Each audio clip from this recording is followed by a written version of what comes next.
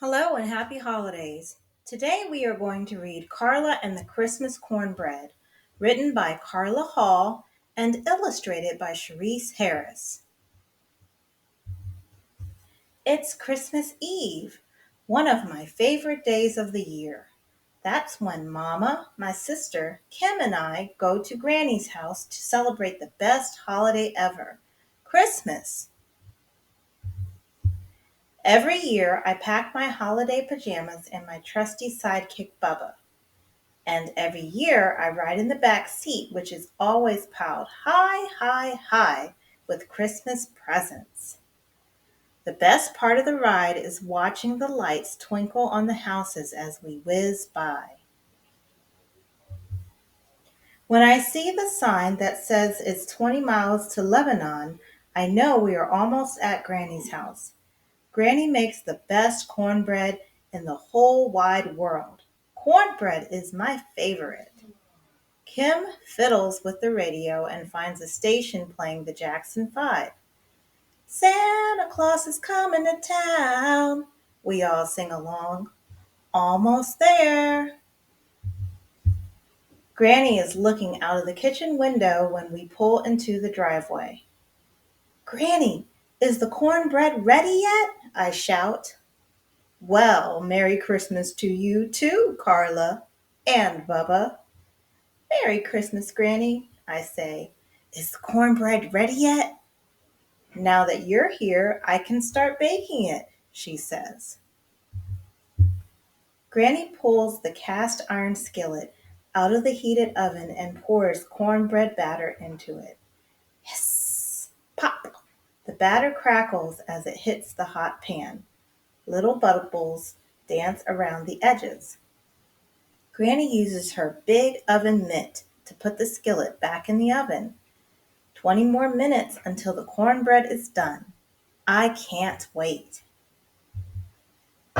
Merry Christmas, we hear our grandpa call from the front door. Where are my girls? Grandpa is a doctor, and everyone calls him Doc, even us. He scoops up Kim and me and gives us a bear hug. When Doc settles into his chair, Bubba and I search for our favorite ornament on the Christmas tree. It's Santa with his big bag of toys. He looks just like me. Doc, where do you think Santa is right now? I ask. Well, he's probably all the way across the ocean, bringing presents to the children in France. Doc pulls a big book off the shelf. He shows me a picture of the Eiffel Tower in Paris. When I was young, way before your mama was born, I went to France, he says. I ate snails cooked in butter. I think about the snails that leave slimy trails on the lettuce leaves in Granny's garden every spring. Yuck! I don't think I'd like to eat snails, I say. They have lots of other things to eat in France, Doc says, laughing. You should try everything because you never know what you might like. Just then, Granny calls us to dinner. We settle around the table to eat thin fried pork chops smothered in gravy, green beans, and my favorite, Granny's cornbread. Tomorrow, when all the aunts, uncles, and cousins come over, the table will be groaning with pans of macaroni and cheese, glazed ham, deviled eggs, creamed spinach, collard greens, sweet potato pie, baked apples, and popcorn balls. After dinner, Mama sends Kim and me upstairs to put on our jammies. You can help me put together a puzzle, but you can't stay up too late, she warns, or Santa will have to go on to the next house. When Bubba and I come back down to the dining room, there is the most perfect sugar cookie sitting on a plate. I take a big bite. Carla, Kim yells, that's Santa's cookie. I stop chewing. The cookie turns to dust in my mouth. My eyes fill up with tears. I ate Santa's snack. What if Santa puts me on the naughty list? He won't come tonight. There will be no presents, and everyone will know I did a not so great thing. Christmas will be ruined. Carla, come here, Granny calls out. I'm in big trouble. I'm sure of it. I drag my feet toward the kitchen. But when I get there, Granny is smiling. It's okay. Santa likes cookies, but he really likes kids who are kind and sweet like you, she says. Don't worry about that old cookie. I've got a better idea, she says. Granny pulls out a tiny cast iron skillet, and then cornmeal, butter, and eggs. We'll make Santa a special Christmas cornbread, she says. Granny oils the pan and puts it in the oven.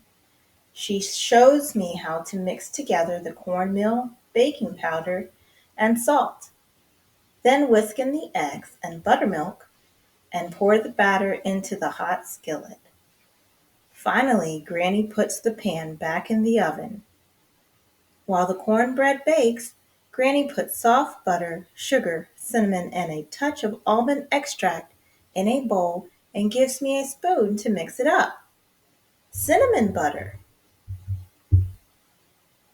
When the tiny cornbread is ready, Granny cuts it into wedges and puts the pan on a tray with the cinnamon butter and a glass of cold buttermilk. Bubba and I put the tray next to the tree. Looks good, says Doc. Santa gets tired of all those cookies, I bet. Still, when Kim and I settled into bed, I feel sad about eating Santa's cookie. I hope he loves cornbread as much as I do. I close my eyes and, quick as a wink, it's time to wake up. It's Christmas morning. Kim, wake up, I cry. Bubba and I peek downstairs. I'm happy to see there are presents, and all the cornbread is gone except one little wedge. And there's a note. Dear Carla, thank you for the cornbread. It was very good. I saved a piece just for you.